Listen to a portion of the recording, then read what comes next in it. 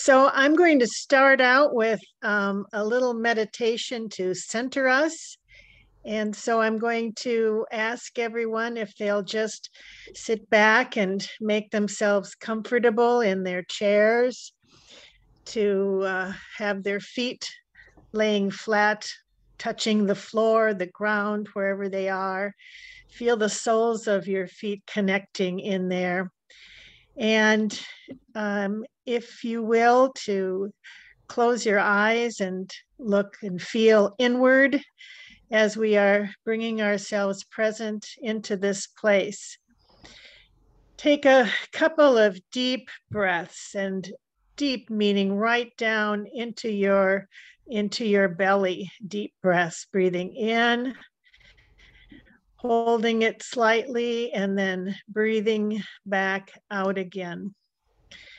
And as we sit and prepare to be present for this, I'm going to ask you in your mind's eye to imagine that you are sitting in the center of a labyrinth. And as you're sitting in the center of the labyrinth, imagine looking out over the paths that brought you to that center point. You might see the labyrinth made of stone, or maybe it's made of wood. Maybe it's a pavement labyrinth in a cathedral. But wherever you are in that labyrinth space, look out over the journey that brought you into the center. All the turns, the places where you were spun around to go in the other direction. And imagine that this labyrinth is your life journey, and that at each of those turning points, something happened that changed your journey. It might have been a person, a teacher, an illness, a tragedy, a celebration, something that was joyful to you, or something that was sad. But as we gaze across that labyrinth, turn in your mind's eye to look at the entire labyrinth around you, and imagine what things brought you and informed your journey to today. And as we just sit for a moment in that center of the labyrinth, know that your journey is unique and important, and that each one of those episodes that turned, each one of those people that you met had something important to inform your journey and create the person that you are today. So let's take a few more deep breaths as we take in all of this.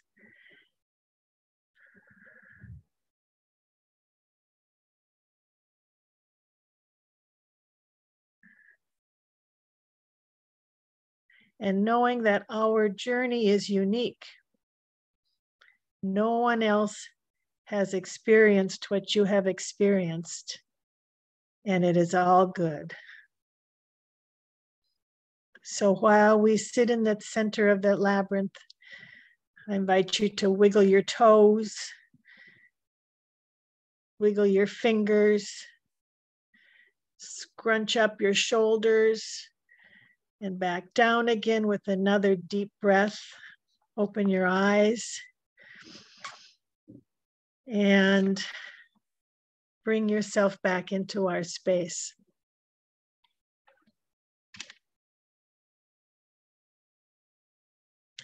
I'm going to start my presentation with a PowerPoint. So I'm going to share my screen.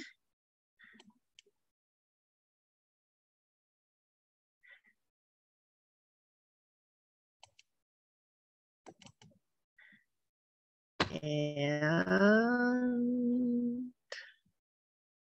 whoops.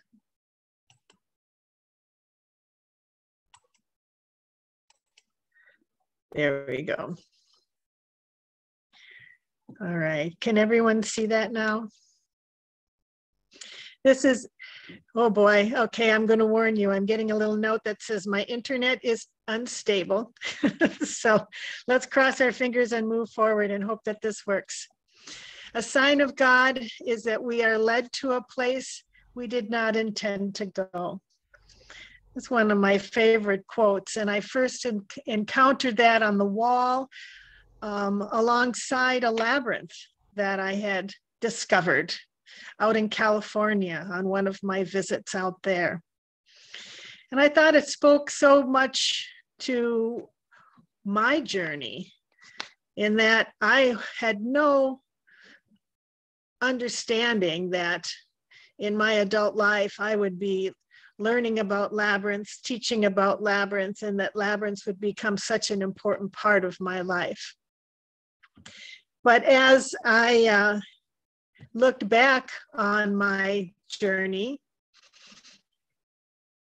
I realized that there are lots of little things in my childhood and my growing years that informed what I became today.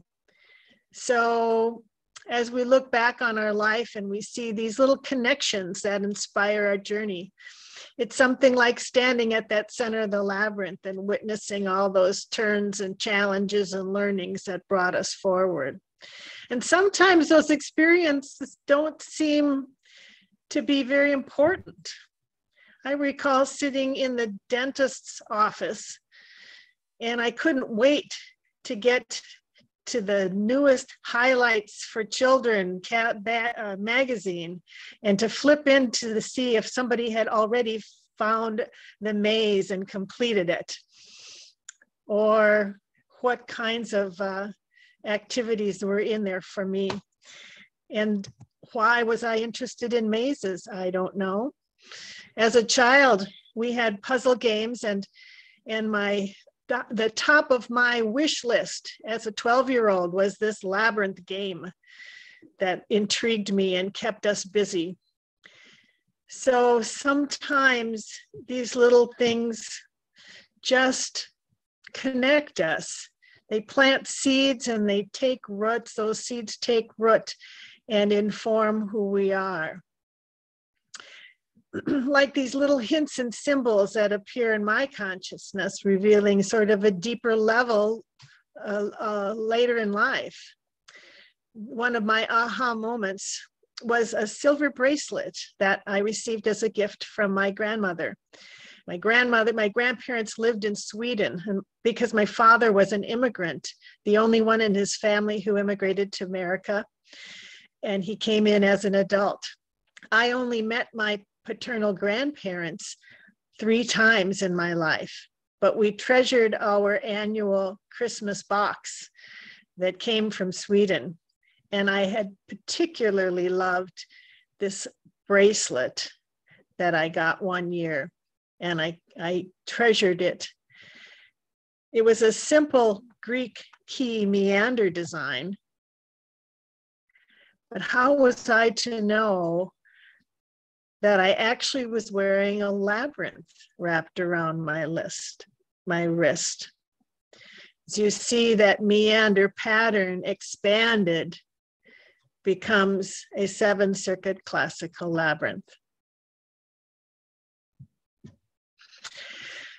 Or how my adventurous father, who loved to sail, kept a second home in Sweden, and he docked a sailboat on the Baltic coast. He frequently sailed the Höga area, where, unbeknownst to him until later, there are hundreds of ancient labyrinths located there, built in the Middle Ages by fishermen on seasonal fishing communities. And when my father learned of my interest in labyrinths, suddenly we were able to explore some of these islands and find some of these old labyrinths. And that helped to deepen our relationship as well. And my courageous mother, she was kind. She had a love of dancing. She was a great seamstress, sewing creativity, and that would transcend, and transform my life, especially as she passed.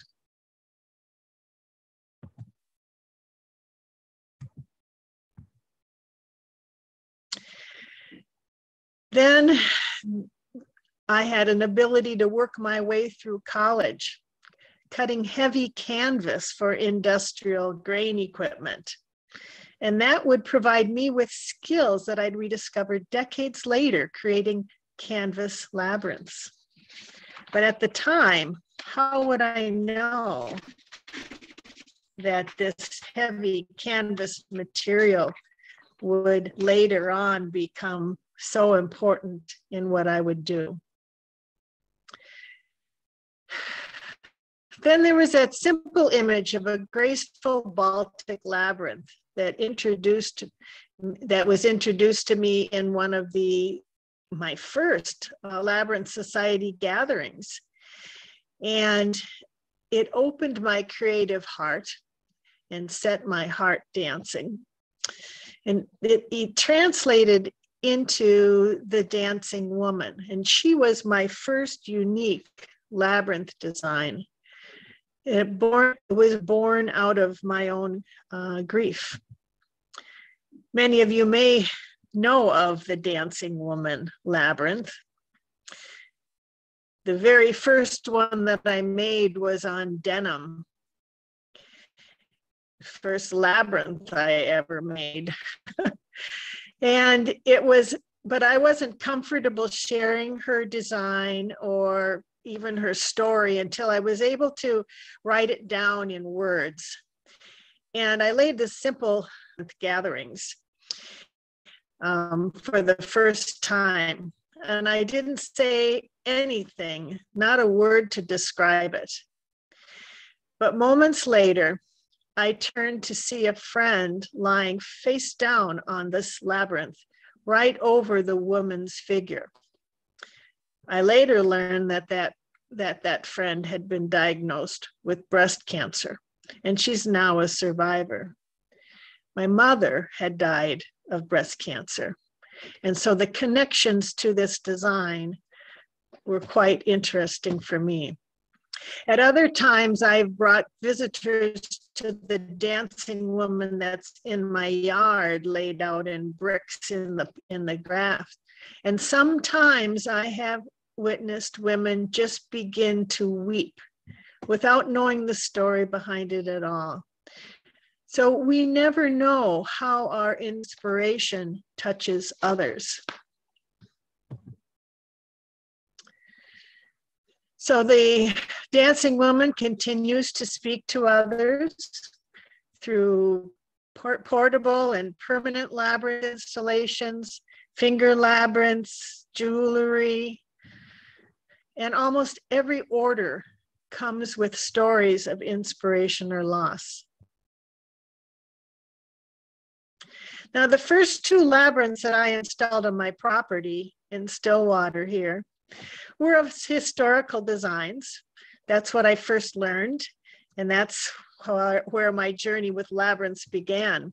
One is a 7-circuit classical labyrinth that is familiar to many.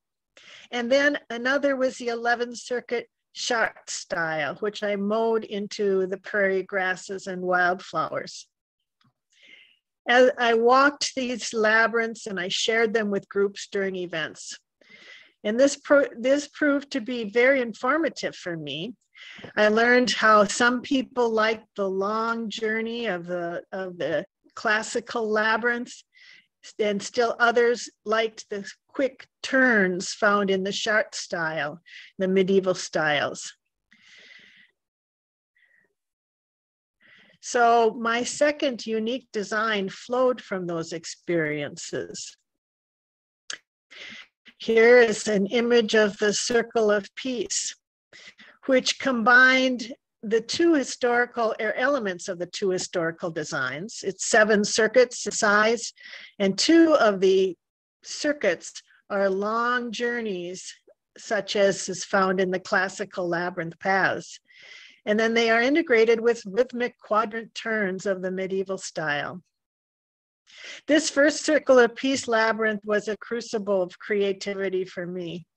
It's a place where we could sit on the benches and watch the northern lights, Aurora Borealis, in summer evenings, while sitting at that center surrounded by an orchestra of pond peepers and fireflies.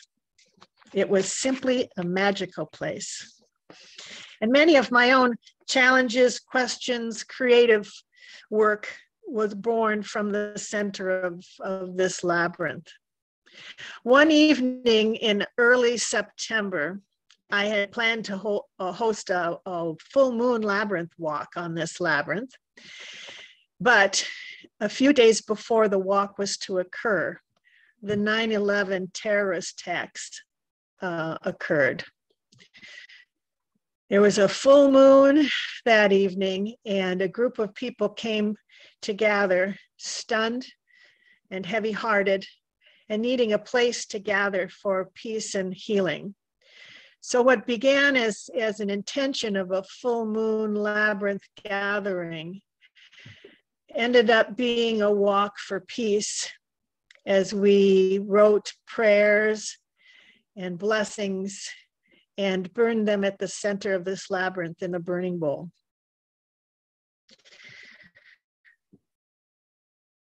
Now, not every labyrinth is appropriate for every particular setting. This, in 2003, I was approached by a public school social worker who used a 5-step problem-solving method to teach peaceful conflict resolution in schools. She wondered about using a labyrinth to incorporate the process. Now, the process itself is not a new process, it's decades old, but using it with a labyrinth was a new idea. So I proposed a 5-circuit dual path design that became the Crossroads problem-solving labyrinth. It was named for the school, Crossroads Elementary. We had the students help to paint the lines, and I painted the words in the paths in the order that the paths are walked. Now, students having a conflict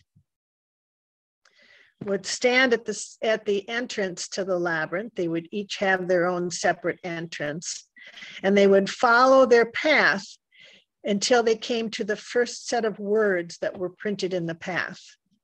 There they would stop, turn to face each other across the common center, and in turn perform the task noted there. You'll see that as we walk in, you walk in on the 3rd path, and the first task is to state the problem. So each student would have an opportunity to tell their version of what they think the problem is that they're having. And once both students had that opportunity, then they would continue on following their own path until they come to the next set of words, which is state your feelings. And this would continue on through all 5 of those steps. The 3rd being state the other person's feelings, then coming closer to the center, brainstorming ideas, and then finally choosing the best before they come into the center where they shake hands to seal that agreement. Now, while other dual path labyrinth patterns have subsequently been offered by others as problem-solving labyrinths, there's a unique psychological process to this original pattern that was developed through my work with child psychologists. As the students enter on the 3rd path and they work through the first 3 tasks, the paths take them further away from each other. So they must speak clearly and loudly and listen carefully while the other person is talking. Then, when the paths become closer in proximity as the tasks involve reflection and collaboration and cooperation to reach an agreement, finally bringing them into that shared center. Laminated tabletop versions were also done so that children or students could sit across from one another at a table, each with their own labyrinth, to trace the paths with their fingers and perform the tasks in the order that they appeared. But the original canvas labyrinth that I painted with the students was kept rolled under the stairway just across from the social worker's office. And students were invited to roll it out and use it whenever they had a conflict to solve. The social worker reported that she often heard children using the labyrinth to solve their issues, and many even made up problems just so that they could use the labyrinth. The social worker told me about how she introduced the labyrinth to the teaching staff at the school so that they were aware that it was a tool that was available to them, and how that the students were invited to use the labyrinth whenever they wished to do so. When she did this, she observed one particular teacher who seemed a little disinterested and unimpressed with what she had to offer. But one day, that social worker heard a large group that were gathered outside of her door in the labyrinth area. So she quietly stepped outside her office to see what was happening, and she observed this, who she thought was a disinterested teacher, walking the labyrinth with one of his students and performing the tasks of the labyrinth.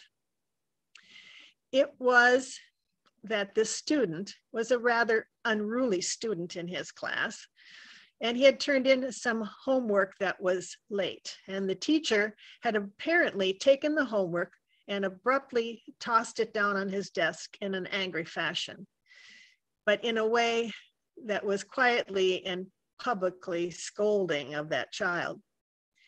The teacher immediately realized the error of his ways and asked the class to stand up and follow him out of the classroom down the hall, where they unrolled the labyrinth and worked through the steps of the conflict resolution as a way of demonstrating how that process worked, and to discuss the problem and resolve to do better. Again, we never know how our inspiration touches other people.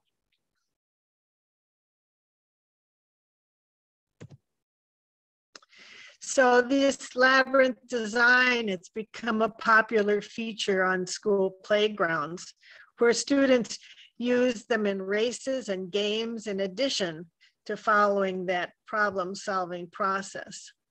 And that process is quite simple. It's 5 steps. You have 5 fingers on your hand, so children right away can remember the steps, even when they're not painted or printed on the pathways themselves.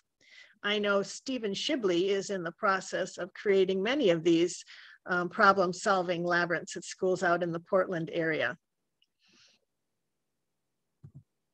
Some of the labyrinths, this labyrinth have also been placed in quiet places inside the school building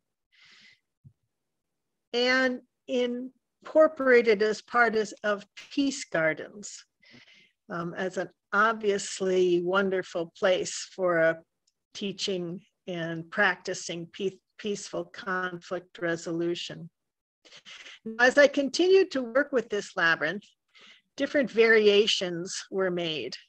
One psychologist suggested that having the children entering from opposite sides rather than side by side might be a helpful alternative. And so this variation is a great way to do that if the space allows for that to occur.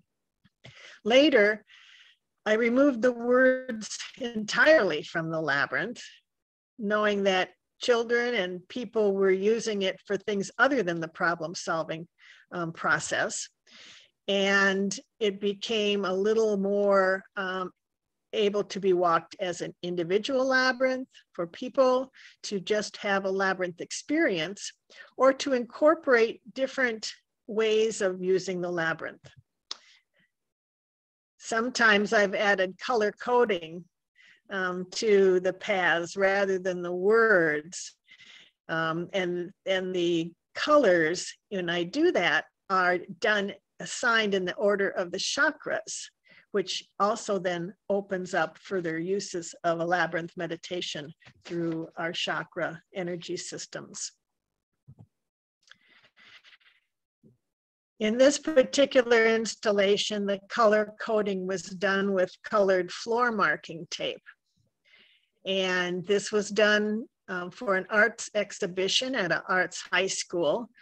The exhibition was about peaceful conflict resolution, so this particular labyrinth fit well into that theme. And as is typical for labyrinths, I no sooner put that tape down on the floor that students came upon it and wanted to walk it and engage with the labyrinth, even without knowing the process. Now, in this particular setting, I created posters that were posted nearby the labyrinth so people could read and understand what the color coding was and how to use it in conflict resolution. We also created laminated cards that the participants could carry as they walked, so that they would know which each of the color tasks would be as they moved through the labyrinth.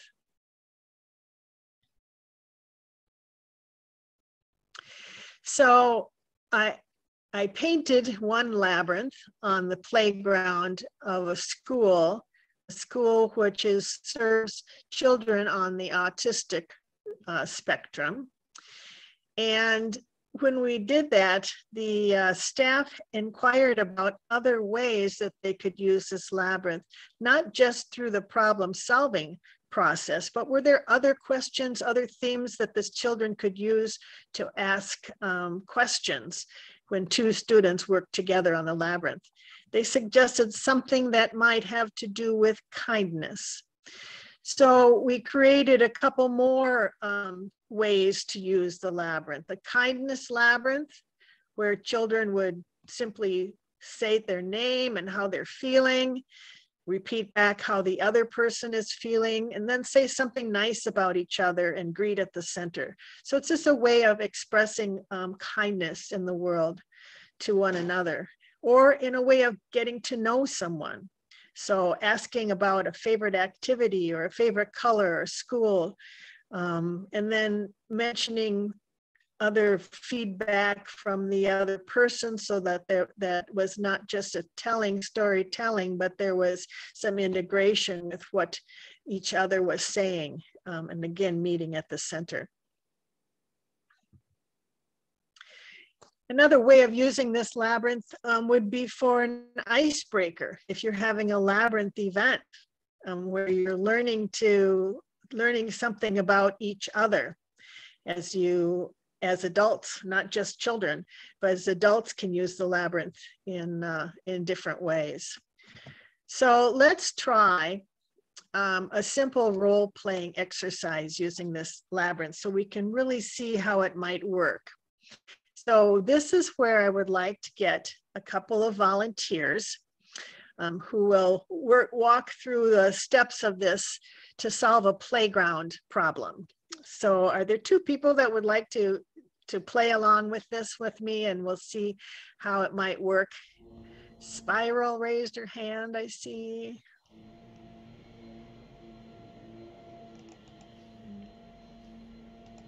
It's a fun little exercise.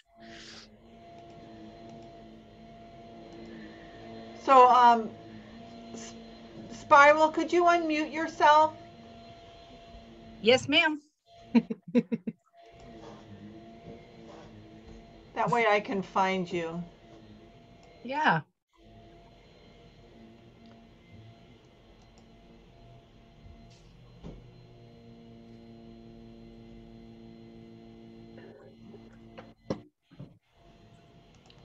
Okay, so we're gonna have Spiral and then um, um, either Heidi or Connie. Which one would like to go? I'll be glad to do that, Patricia. This is Heidi. Okay, Heidi. So let's put your screen on, Woohoo! and then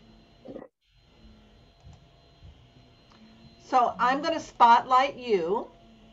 And then I'm going to find Spiral here, and I'm going to spotlight Spiral.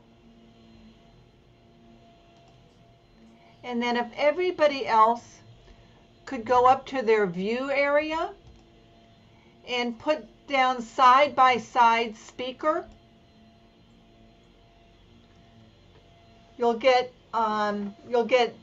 Lisa, Heidi, and Spiral, and you can see everybody that's going to do this particular exercise. I think we're set up. Okay, we ready to go?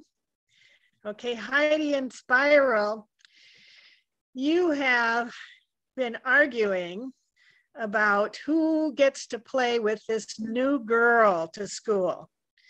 All right, so there's a new girl, a new friend who's come to the school, and you're squabbling over who gets to play a game with her. So think about how that might be. And since Spiral was our first volunteer, we'll let her go first. So imagine that you're standing at, each of you have an entrance into that labyrinth, and take a deep breath, and we will follow that path until we get to the red dot. And when we get to the red dot, imagine that you're standing there looking across at each other. And the first task is to state the problem, what you think the problem is. Okay, so Spiral, what's your problem today? I saw this new girl first. Okay. And Heidi, what do you think that problem is? You're being really selfish and not wanting to share. Okay. All right. Let's continue on that path. We're moving a little further away from each other. We're going to go to the orange dot. And Spiral, I want you to tell me how you're feeling. Don't just tell me, but tell Heidi how you're feeling about this problem. I think it's really unfair, and I'm really hurt that you guys are playing together and that I don't get to play. Okay. And Heidi, how are you feeling? I always get left out, so that's why I wanted to play with this girl first. Okay. Let's move on to along the path to that furthest outside space where the yellow dot is. Turn and look at each other way across that center as far as you can go. And Spiral, I want you to repeat what you heard Heidi say about how she's feeling. See, you had to have been listening. Now we're going to say it in a nice way. One of the rules is that we have to use good language and be appropriate as we follow this. So what did you I harnessed hear my Heidi inner say? 6-year-old. So Heidi thinks it's really unfair, and she wants to be able to play, and she hasn't felt like it's okay to play before. Okay. And Heidi, what did you hear Spiral saying about how she felt? I heard Spiral say that she also felt it was unfair and she was being excluded, and she just wants to belong and be able to play. Okay. All right, let's keep going on the path. The path takes us up, around, now closer to the center. The next dot we find is a green one. Let's stand on that green dot, and we're a little closer to each other. So it's a little easier now for us to talk. And let's just brainstorm some ideas. Now, this is more of a free-flowing sort of a conversation. So what are some certain ways that you think you could solve this problem in a way that everyone could be happy? So Well, Spiral, maybe you could bring and your Heidi. dollies, and I can bring my dollies, and we can play together. I like that idea. Maybe we could play some games or do some puzzles too.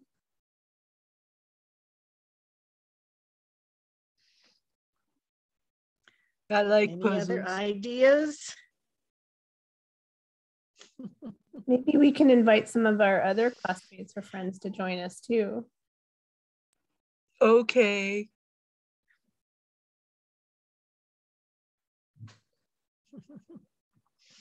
So at this point, you would sometimes in a play situation or an actual situation, you might have a third party person who might be taking notes and writing down if lots of options would occur. So once you've exhausted all possible ideas, then you move on, and now you're at the blue dot, which is right at the edge of that center space. And here you get to decide on the one solution that you think will work for you. So working together in conversation, how are you going to decide on which is the best resolution? All right, let's go 1, 2, 3, and we can figure out which one we're going to do first. How's that? Sounds good. Rock, paper, scissors.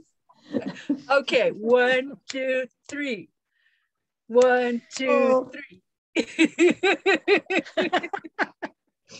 All right. Okay, so when you decide how you're going to work this out, bringing other people into the group and playing together, not just isolating one of you to play with this new friend, but doing it cooperatively. Let's move into the center of that labyrinth where you can shake hands, high five, give a virtual hug. And now that you've done this in the center, you can decide, do I go out the other person's path? Do I go back out my path? Do we walk separately or do we walk together? That's just a way of going out and thinking about what you just did and how this is going to play out as you move forward. So thank you, Heidi and Spiral, for engaging in that. But I'd like to try another exercise, this time using the Icebreaker exercise. And Spiral and Heidi can do it together, or we might have 2 other volunteers or somebody else who would like to try this out. Is there anyone else that would like to volunteer? This is a getting to know you exercise. Not scary. You might learn something about someone else on the line here. I'll participate. This is Connie. Okay, Connie. Right on. All right. And I will bow out to whomever wants to go next. All right. To spread the wealth so someone else can have an opportunity. Exactly. So we've got Connie, one more volunteer.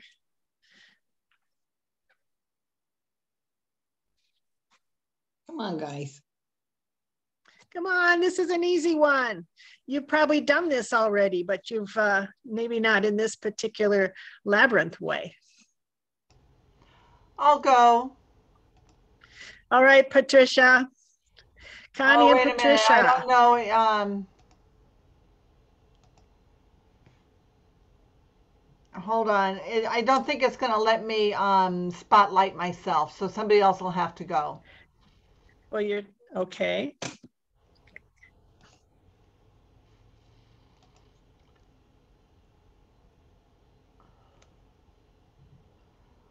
Hello, Heidi, anyone out there? Heidi, you're going to come back. Oh, good. All right. So we'll do Heidi with Connie. Okay. All right. Okay. So the two of you are gathered together.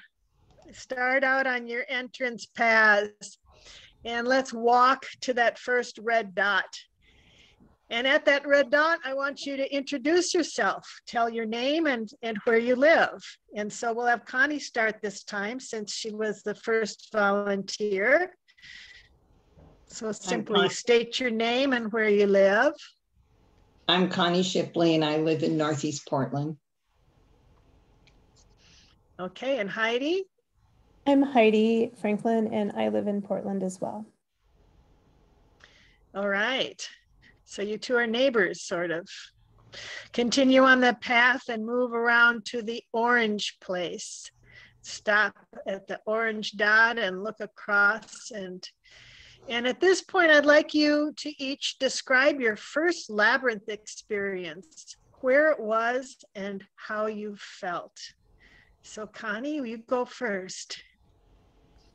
My first labyrinth was at a dream quest at St. Patrick's Cathedral, where we did a sleepover at the cathedral. We slept in the cathedral and then we could walk the labyrinth whenever we want to. And when I walked the labyrinth, a yellow butterfly flew next to me. It was like I could just reach out and touch it. But then when I tried to, of course, it went away. But anyway, that was mind-blowing. I felt I'd found my place. Great. Lovely. And Heidi? Let's see. My first experience with a labyrinth was in the small town of Crestone, Colorado, where I walked a hedge labyrinth. It was made of very low hedges, very beautiful. And I felt an overwhelming sense of peace and serenity as I was walking that labyrinth. So that was my first experience. Lovely. All right, let's continue on that journey. Now we're going to move to the outermost path and the yellow dot. And I'd like you to say one thing that you'd like the other person to know about you that makes you unique. So Connie, what would you like to share? What makes you unique? Doesn't have to be crazy and deep. Just one simple thing that Heidi might not know about you. Well, I seem to have a lot of curiosity and willing to try anything once. And then if I like it, I'll do it again. All right. Well, Heidi. So mine will be more of a weird fact. I like to hula hoop for exercise. Okay. Now let's move in along that journey into the green dot. And the green dot is to ask something you'd like to know about the other person. Now, don't answer at this point, just simply ask something that you'd like to know or that you're curious about the other person. And not something that would be embarrassing. Well, I know that Heidi likes to cook. And so I'm curious if she's traveled around the world to foster that love of cooking from different cultures. Okay. And Heidi, what's one thing you'd like to know about Connie that you don't know? I would like to know how Connie got involved with the Royal Rosarians. I'm very interested in that. All right. Okay, then let's move into the blue dot right across that center, at the edge of that center. And if you would, although this is optional, answer the question that the other person asked about you. So Connie? Well, I got my second marriage later in life, and I was very involved in selling highway safety products, and I was married to the job. And so then my husband and I decided that we needed to join a completely new organization. So he couldn't be Mr. Connie and I wouldn't be Mrs. Dave. We'd go in where we didn't know anybody and we'd do it together. So I was belonging to the Association of Women in Metals Industries on the board and just absolutely loving it. And he says, I think I found the group, the Royal Rosarians. And I go, well, that's good for you, but I'm really busy. And so I'm not sure I can do too much with you. And so then I had to step down from the AWMI board for a year because I'd been out on 6 years and you have to step down for a year. And I told him, well, I'll be gone, guys, but I'll be back in a year. And my husband says, well, I said, you got me for a year. So then I got involved in the Rosarians and I never went back. Wow, that's wonderful. All right. And Heidi, answer the question Connie asked you about your cooking and travels. Well, I have done some traveling, and I do like to sample the cuisine of the culture and try to reproduce that when I get home. But my real influence for cooking was a teacher that I had in high school that actually created and hosted a gourmet cooking class where she taught us how to make gourmet food. And one of our projects for class was creating a 6-course dinner that we had to invite friends to. And she came to my house and sampled the dinner, and I was graded on that.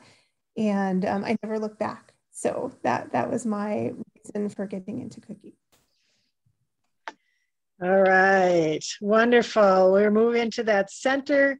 And here's where you just shake hands and say, I'm happy to know you. So you can see then how this exercise or this can help you to learn a little bit more about somebody that you might not have shared anything with. And of course, you can create different sorts of questions that would work. So thank you, Connie and Heidi and Spiral for being my volunteers for this exercise to demonstrate a little bit deeper how this design could work.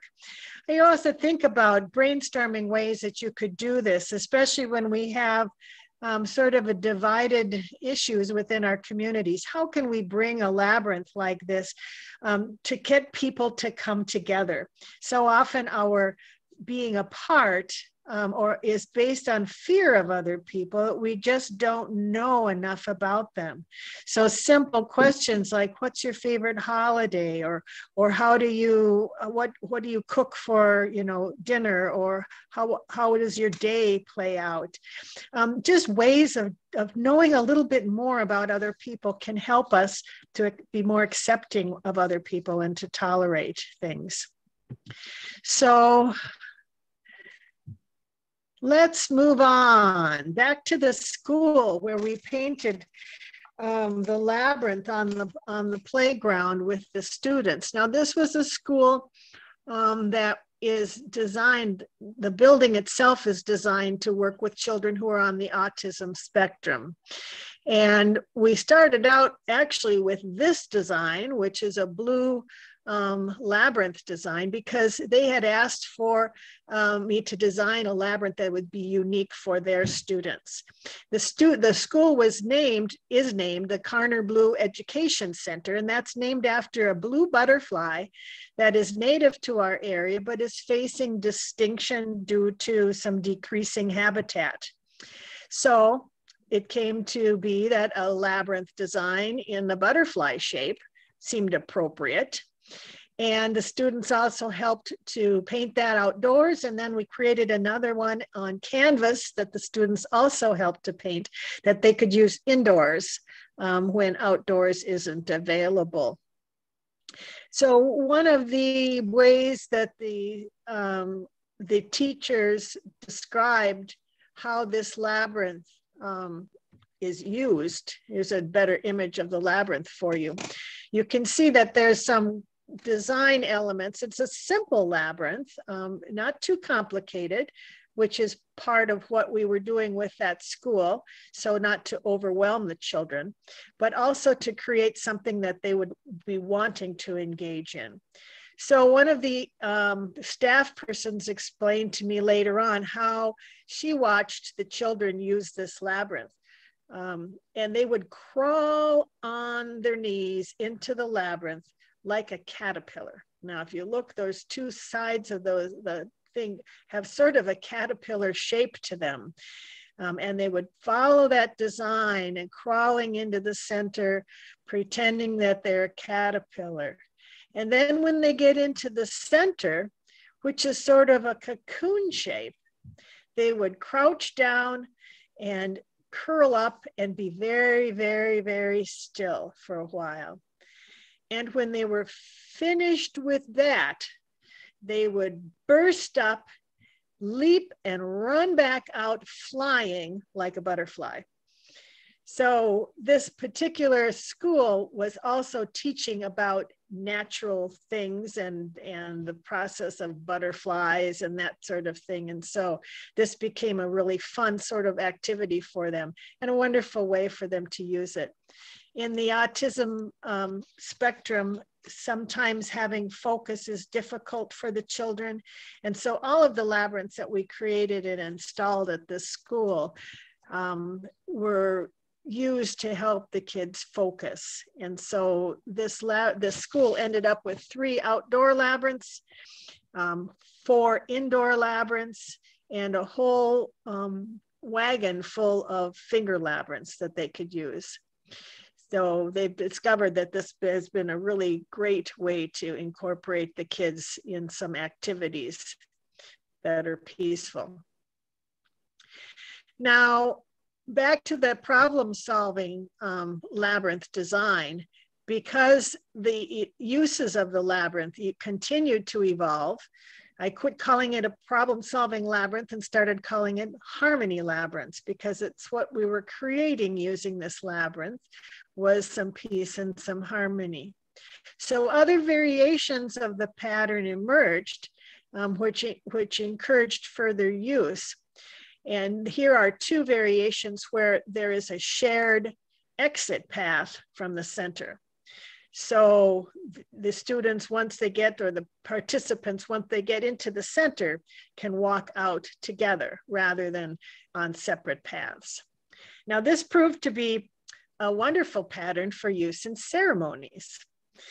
And this particular use of one of my canvas labyrinths, where the wedding occurred at the center of the labyrinth. So each partner would walk one of the paths representing their own individual life journey to that point. And then when they meet at the center, the officiant, the nuptials were performed there, and then the wedding party exits together along that shared path on their new journey together. Now, the labyrinth can be used in very creative educational learning experiences. This was a canvas that was created with students at the Islandwood Outdoor Education Center on Bainbridge Island in Washington State, where we used handmade leaf stamps that represented the trees that were native to the island. And the labyrinth was made in a hexagon shape to fit inside this hexagon-shaped tree house that served as a learning center. And Stephen Shibley, who's on the call here, will recognize that because he worked together with me on this particular artist in residence project. And what fun we had. Now, during the COVID pandemic, I received a request to make a portable labyrinth for a church. And that particular church had difficulties deciding what design they wanted to use. They really loved the Circle of Peace design, and they loved the harmony design, the pass-through sort of process when there were opposite entrances that allowed people to do more social distancing and not have to turn back and walk and share the path with people who were walking out from the center. So this pattern came forth for me where I created a dual path variation of the Circle of Peace Labyrinth. And then I also designed a conflict resolution process that could go with it as well. I seem to think that in this time of pandemic, some of these dual path processes, or what can be called a pass-through process on the labyrinth designs, I think are very useful for the social distancing and walking through rather than turning and sharing those narrow paths, especially in the canvas labyrinth. Now the labyrinth, or the butterfly labyrinth design that we did for the school is not the only labyrinth design that I've created. I had a request by a woman who had a project which she called the Butterfly Project, and it was for breast cancer survivors. So she wanted a butterfly labyrinth with a pink ribbon image included in that. And so this was a design that I created for her, where the spirals, there were spirals in each of the 4 pieces or sections of the butterfly wings. And then that finally, the final path leads you up into the center with the pink ribbon there. Now, sometimes personal experiences can also influence the creation of a design. Some of you might be familiar with the Appleton Walk that was created by John Appleton, where he used the 7th Circuit Classical as a partner walk that allowed 2 people to walk the labyrinth on adjacent paths, with one person coming out from the center and the other person going in. And that about halfway through the design, they would separate and go in different ways. At the 2004 Labyrinth Society gathering, a similar group walk was done on a Jericho style labyrinth. And this process also allowed 2 people to walk together on adjacent paths. But once again, in that pattern, the 2 separated before they completed the process. So I was intrigued and challenged myself to create a labyrinth design that would allow 2 people to walk together on adjacent paths through the entire pattern without the need to separate. And this, the partner stroll, was the result. Now this next image tries to demonstrate how that particular labyrinth works. So the first person, which is identified in red, would walk the labyrinth into the center. Once they reach the center, a second person, who is the purple imagery, would enter the labyrinth, walk around the center, and then they would walk together. They could follow those 2 paths adjacent to each other throughout the entire design. The halfway point is noted there with a little orange spiral arrow. At that point, they actually turn around each other and move into each other's paths and complete the second half of the labyrinth, again, continuing to walk side by side until they get back into the center, where the second person, the purple person, would be entering the center. The first person in red would be going and exiting the labyrinth. So they're able to complete the entire labyrinth side by side. And so this is a great way if you're doing a group kind of walk where you could have lines of people that have walked into the center. But then when the second person, this purple person, reaches the center, another person, a third person, could enter the labyrinth and walk with that person through the design and continue and go on and on and on. So it's a lovely way to dance the labyrinth and to be able to complete it entirely together. Now here is an image of a permanent installation that I did of this in a formal garden in one of our city parks in this area. using a granite resin on a concrete pad, tinted concrete pad. And it's great fun to watch people together. Another way that I've seen that people will use this is if you're wanting to have a conversation with somebody, it allows you to, one person to walk in and sort of prepare for that conversation.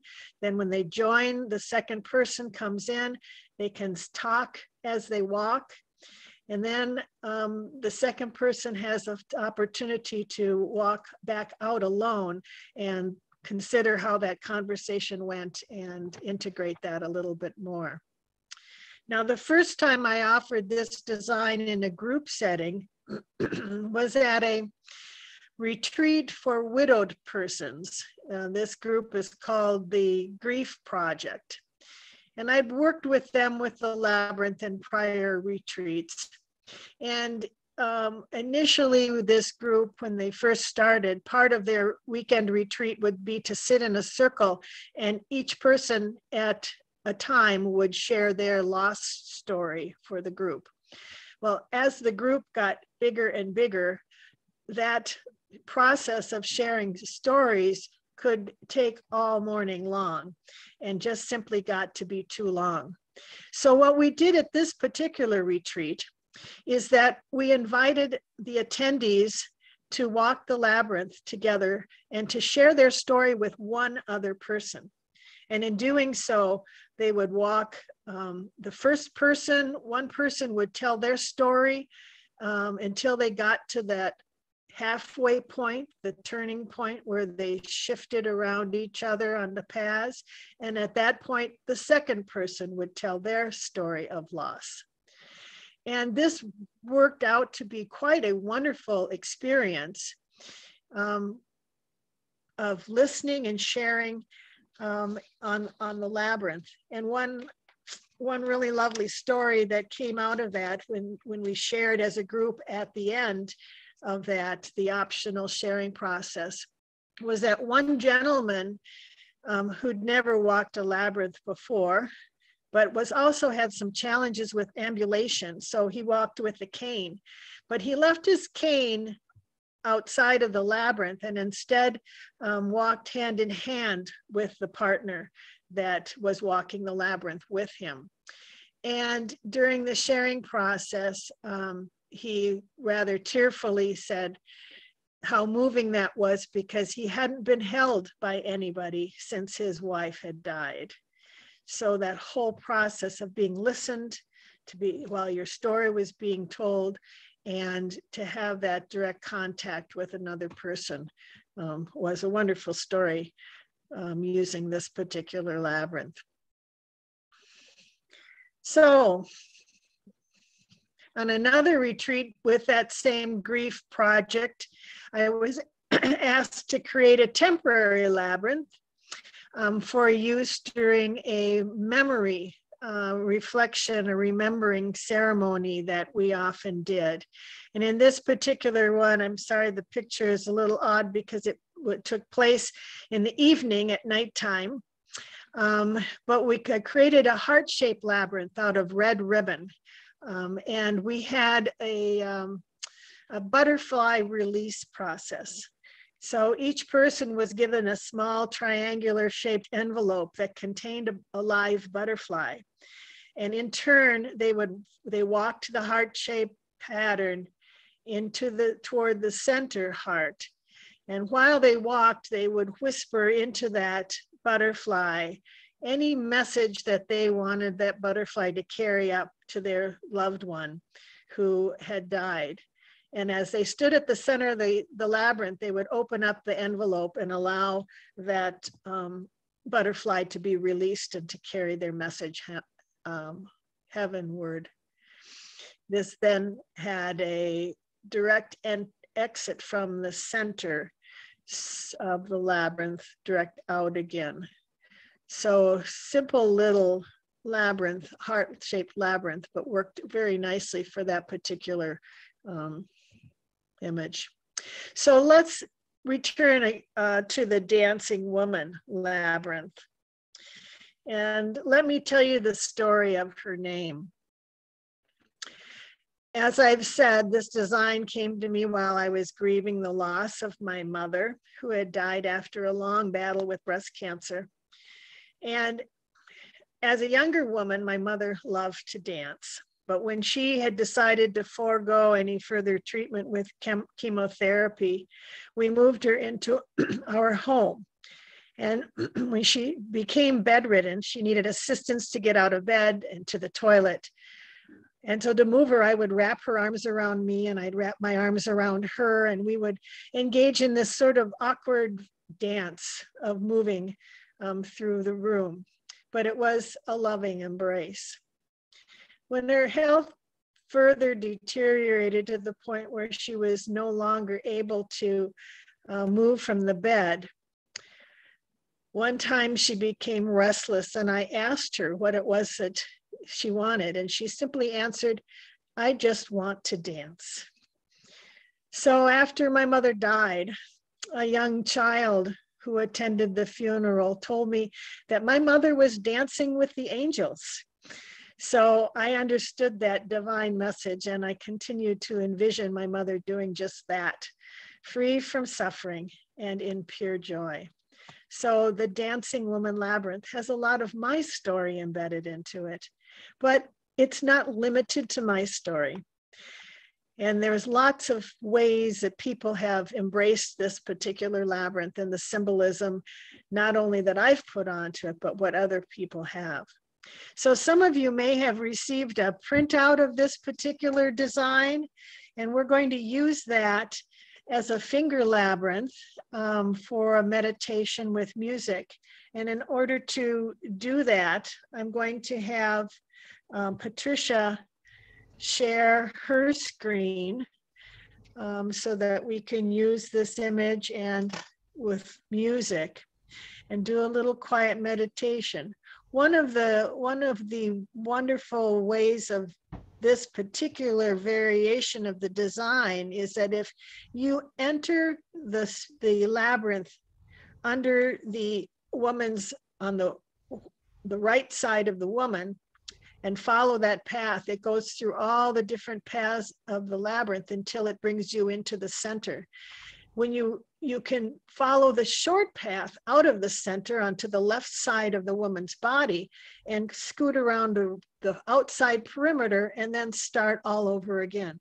So you can continue to use the labyrinth again and again and again. It's like a labyrinth that never ends, but there's not an absolute stopping point at that center. You can continue on and just see how the rhythm and the flow of that labyrinth design works for you.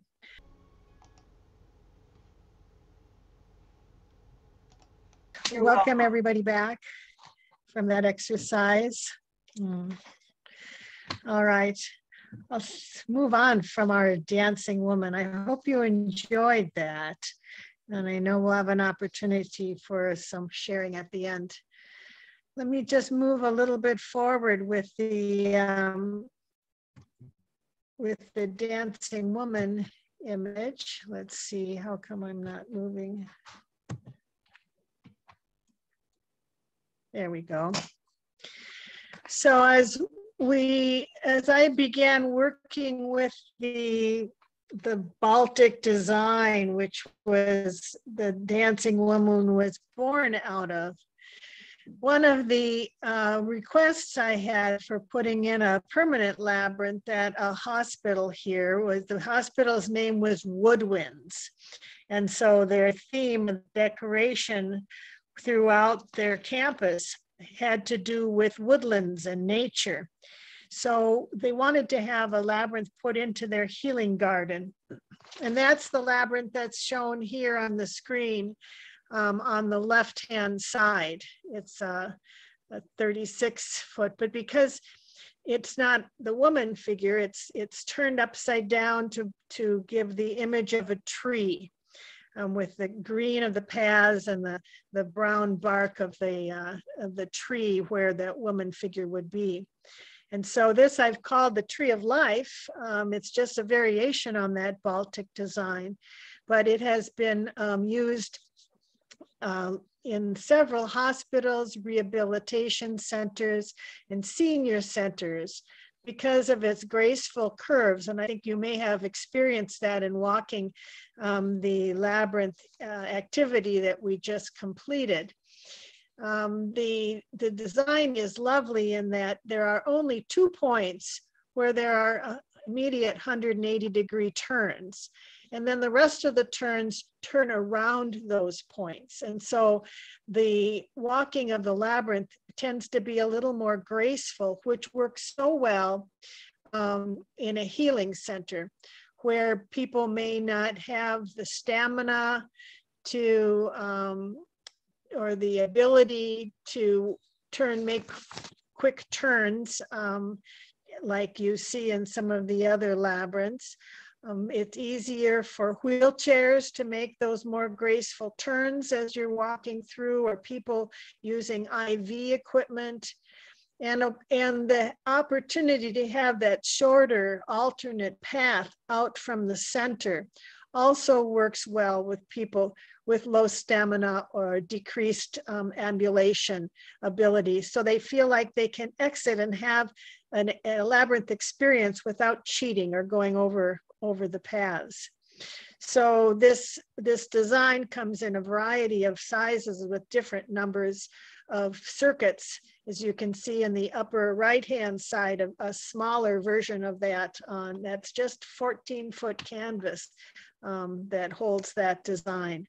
And then of course, several others that are, and you may have walked this particular labyrinth. That's Clive Johnson's labyrinth. He commissioned me to create his labyrinth for the Labyrinth Around America process or program that he's in, but even more paths as you walk that. And I know that he has visited through the Portland area with this labyrinth.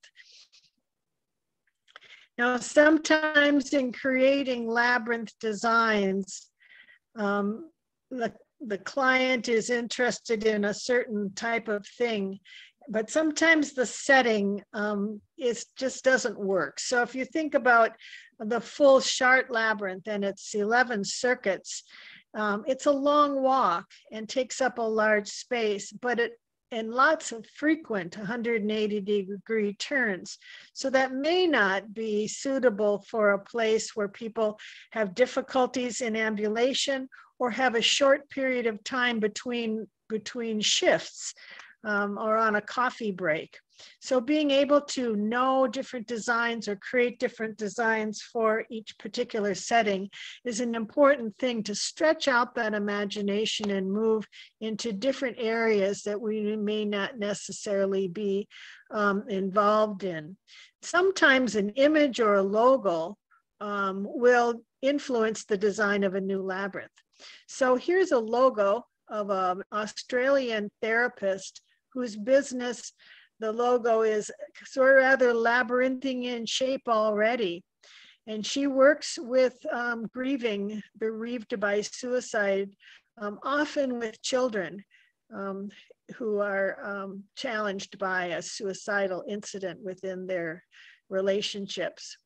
She was very limited in the size of her office space where she could use the labyrinth, and so modification of that, but then using the same sorts of dots and variations of sizes and colors created this labyrinth that she could use within her office space. Some labyrinth designs are directed by that size or the shape of the available space, such as this one, where a local woman had a very narrow 10-foot wide section of her yard along her front walk, and she wanted a labyrinth, but a typical sort of design just simply wouldn't fit in there to create a good enough, exercise of walking.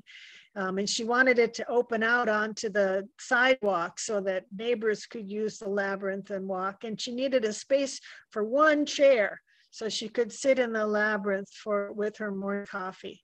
So this design is what she chose out over several different designs that I had created or offered for her in that space. Similarly, another client wanted a birthday gift for his wife. She loved labyrinths, he said, and he wanted to surprise her with a portable labyrinth that would fit on their narrow rectangular deck and could be used outdoors. Again, it was challenging to create something that was walkable, that filled that space in just those dimensions. And I've always wondered how that gift was received. I hope well. And then not all labyrinths are neatly calculated and created and measured out. This particular labyrinth was organically made one morning without a pattern in mind, simply by mounting white pine needles in my pine forest to create borders for the paths. What resulted was a 3-circuit labyrinth walk with 7 turns that meandered. So a combination of 2 very sacred numbers. Travel also inspires and influences some labyrinth designs. This shamrock labyrinth was created, of course, from images that I found throughout Ireland. And while it may appear to be the same as Tony Christie's triple spiral design, it is not. This earlier version has a slightly different path pattern, and it spirals in a distinctive counterclockwise manner around into that center. It's one of several designs that I offer in my ceramic finger labyrinth workshops, which this particular image came from. Now, children are also another great source for inspiration. What better way to describe the process of walking a labyrinth than using the image of a turtle, a friendly creature that is quiet, moves very slowly, and often loves to lie on a log in the sun and just be still. So creating a way for the kids to understand some of those ways that they don't just have to run through the labyrinth, but they could walk it like a quiet creature. And then finally, I want to introduce my newest creation. This labyrinth was designed exclusively for a client, and we'll be installing a permanent version of this labyrinth next spring along the Camino Francés in Spain. Now, this is the main pilgrimage route from France to Santiago de Compostela. And we combine 2 pilgrimage symbols, the scallop shell and the yellow arrow, the latter of which is used as a way marker along the pilgrimage paths. The installation is going to take place on World Labyrinth Day, Saturday, May 7th of 2022. And the client, who goes by the name of Journeyman, he actually experienced the Camino a few years ago. And for him, it was a transformative experience. He has written and produced several songs about his experience, and he's felt called to give back to the Camino by installing a labyrinth that would support a smaller city along the pilgrimage route.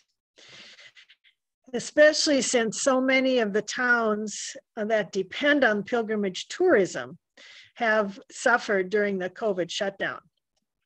Now, this labyrinth is going to be built using local materials and volunteer labor, and the project is being entirely funded by private donations. Donations are tax deductible through a GoFundMe link, and I can put that in the chat if you'd like, or you can contact me directly to if you were interested in participating either through donation or traveling to Spain to help build this labyrinth next spring. I just returned from Spain earlier last week as we went to meet the municipality in the city where we're going to be installing the labyrinth, to look at the site that they've donated to us for the installation, and to just get excitement built. They're very enthusiastic about the project, and it's really a lovely location right next to the Camino path. And so we're very, very excited about it. So in this particular labyrinth design, you see that you enter at the bottom, which is the base, and that you wander through the scallop shell as you finally then end up going up to the goal, which will be at the top of that arrow point. And that, in our installation, that the point of that labyrinth points to the city of the destination of the Camino to Santiago de Compostela. So it orients itself right into that. So we hope that it'll be a beautiful installation, and appreciate any opportunities that come around to make that happen for us. So that culminates my presentation for today. And I hope you've enjoyed hearing about my experiences and how I've been learning and working and journeying through the labyrinth and creating new designs. And hopefully you've been inspired yourself. I encourage you to open yourself to your own creativity and inspiration and follow your heart in that way. You can also join me on my pilgrimage to Chartres Cathedral, which has not yet been reinitiated with COVID restrictions, but we will be hopefully going again in next year. And we take a small group of 6 women to walk a pilgrimage route, which is also part of the Camino pilgrimage, but where we start in Paris at an ancient starting place and walk only as far as the cathedral in Chartres. So, are there any questions or reflections that people would like to share about our experience today together? I am open to conversation regarding anything that I've shared. This is Heidi. I was going to share some comments that were put in the chat while we were presenting. Sage Oat says, I'm grateful to be here, being more informed with the labyrinth practices. Rock, I may be in this labyrinth journey. My intention is to use the labyrinth as a tool in my ceremonies as a certified lifestyle celebrant. Connie says, really enjoyed this labyrinth, received some great input, talking about the dancing woman. Sandra said, lovely labyrinth design, holding the way forward along the Camino, and can't wait to walk it.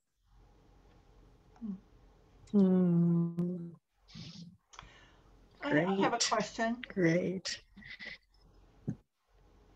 So this is Patricia, and there are a couple of things I really loved. It took me back to my childhood. First, by that wonderful labyrinth that with the holes in it that the marble would go through, and you would they had the picture of, Lisa. Yeah. I played with that thing for hours as I was a kid. It brought me such delight to see it again. And I love the image of the hula hoop because I love hula hoops too. I guess those are more statements, but I was really struck by how many different ways those harmony or the dual path labyrinths could be used. And my heart was just really touched by thinking of people inside the labyrinth actually working on issues in a constructive way. And it certainly touched me. So thank you.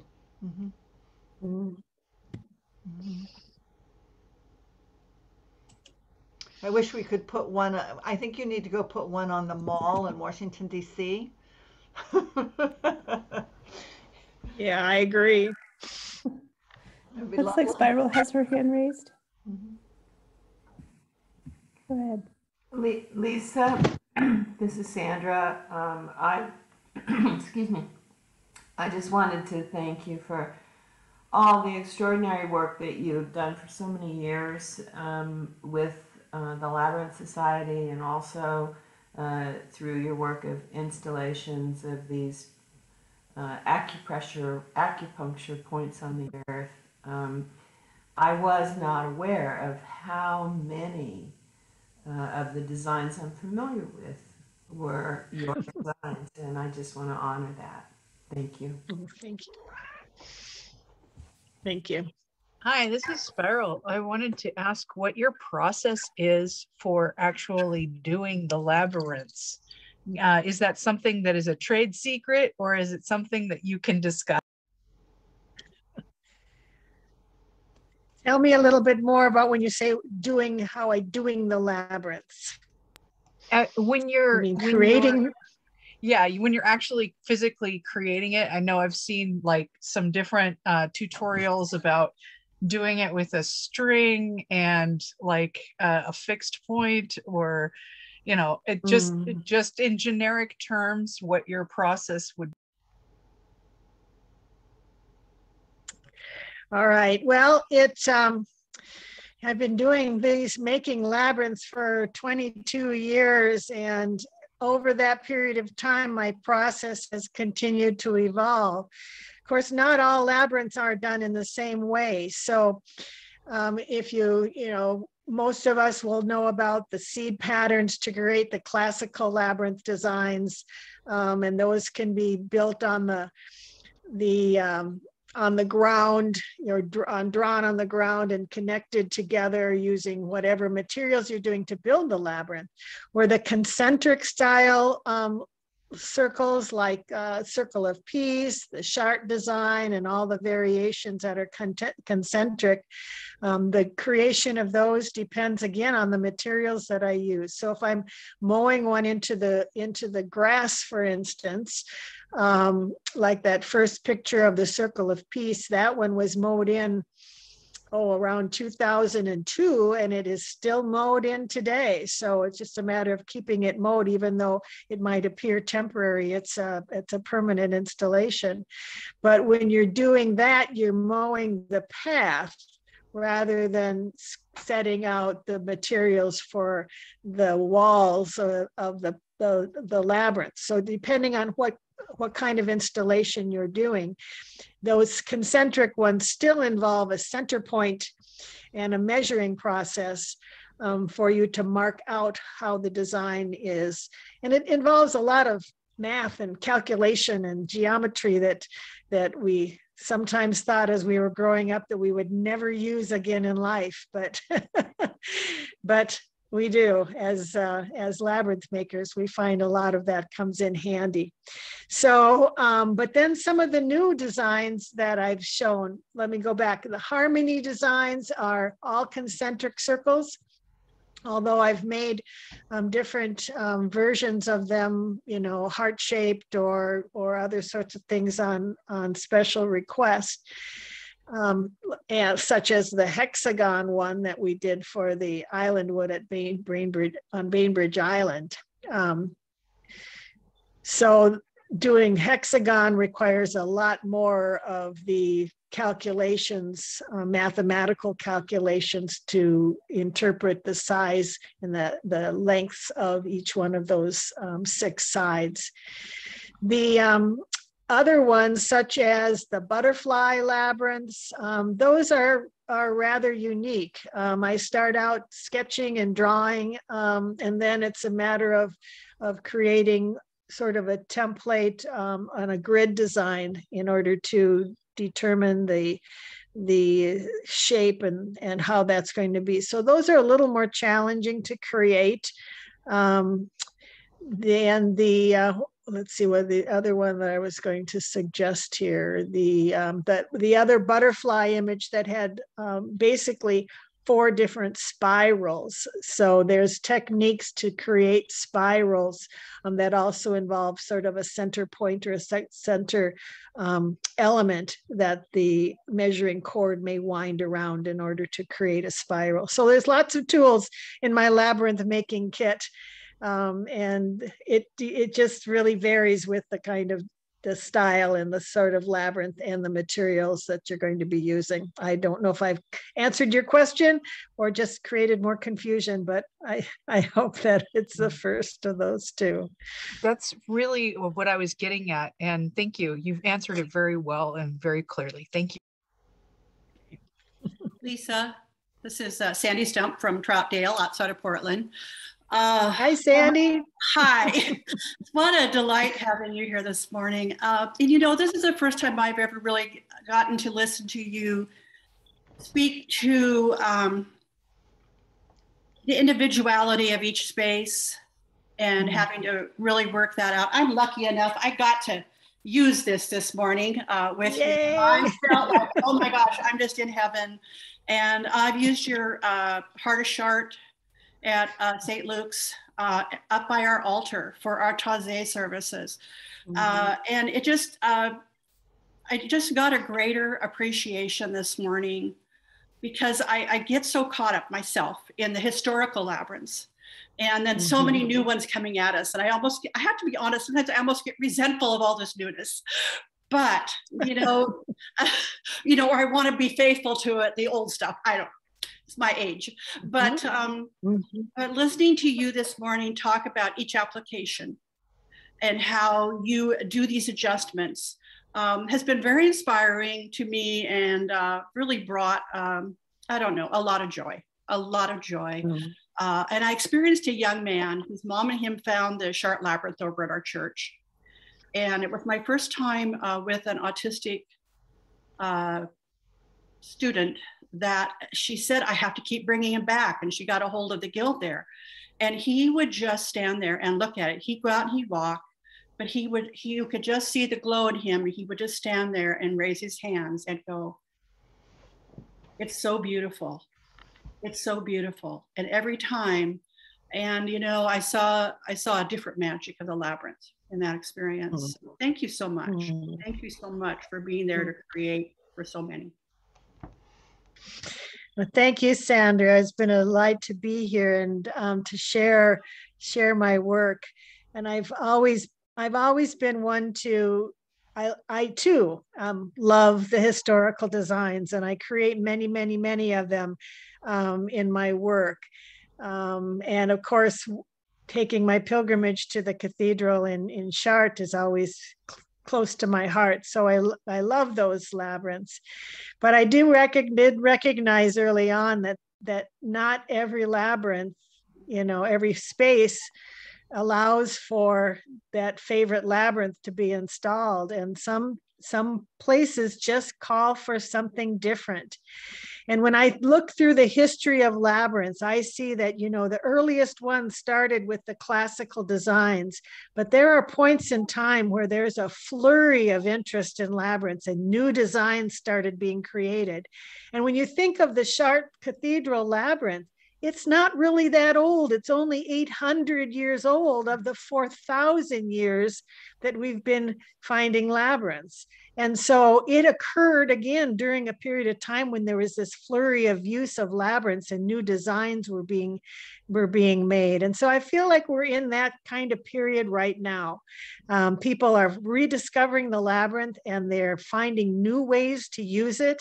And those new ways are just requiring additional designs to fit that labyrinth experience into how we live today. So thank you, Sandra, for that. Thank you. And thanks for using that dancing woman. There's not many left, and I've lost my woodworkers. So if anyone wants a wood labyrinth of the dancing woman, I think I have 6 left, and she may become extinct.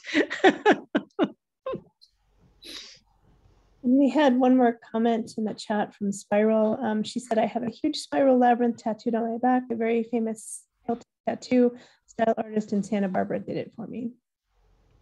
Okay, yes, I see we're getting a little short of time, so we'll do a brief little closing as we move forward with our day. So once again, I'd like you to find a comfortable place to sit where ideally your feet are on the ground. You can feel your bottom in the chair, whatever it is that you are sitting on. I invite you to close your eyes. And let's go back to the center of that labyrinth where we were earlier this morning. Let's just take a real deep breath. Let's count of 5, breathing in, hold it for the count of 5, and then breathe out for the count of 5. Slow breathing in, hold, and out. And as we breathe, let all the thoughts and images and questions that have rolled around today in our conversation roll around your heart, spin around your head, and move right down into the base of your feet as you touch the ground. Breathing deeply in and out.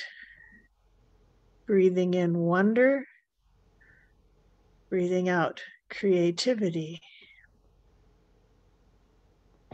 And take your hands, if you will, and place them over your heart. See if you can feel the beat of your heart. And imagine your heart dancing, dancing with joy and with the inspiration of what may lie ahead. And as we are ready to move forward from this point this morning, imagine yourself standing at the center of that labyrinth that brought you into this place this morning, and be ready to take that first step out of the center into what will inspire you in the next moments, the rest of this day, the weeks and months to come, and may your journey be filled with joy. Thank you all. All right. Thanks, everyone. Visit my website if you're looking for any Dancing Woman products or sign up for a pilgrimage to join me. Thank you. See you all. Bye-bye. Bye-bye. Bye-bye.